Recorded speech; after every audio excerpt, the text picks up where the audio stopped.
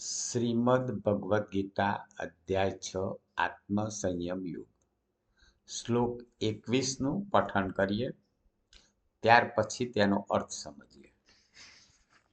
સુખમાત્યંતિકમ યત્તદ બુદ્ધિગ્રાહ્યમતીન્દ્રિયમ વેત્તિ યત્ર ન ચૈવાયમ સ્થિતશ્ચલતિ તત્વતઃ.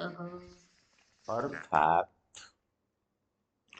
ઇન્દ્રિયોથી અતીત માત્ર શુદ્ધ થયેલી સૂક્ષ્મ બુદ્ધિ દ્વારા ગ્રહણ થઈ શકે એવો જે અનંત આનંદ છે, એને જે અવસ્થામાં અનુભવે છે અને જે અવસ્થામાં સ્થિત આ યોગી પરમાત્માના સ્વરૂપથી કદીએ વિચલિત થતો જ નથી.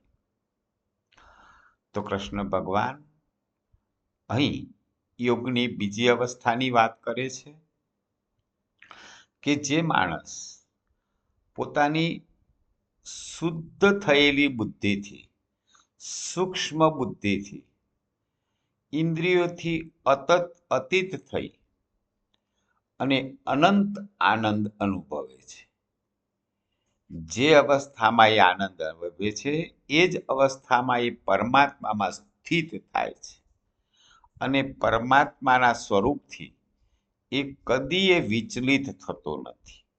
એટલે જે સાચી યોગ અવસ્થા પ્રાપ્ત કરે છે તે નિરંતર પરમાત્મામાં સ્થિત થાય છે અને પરમાત્માના સ્વરૂપથી કદી વિચલિત થતો નથી.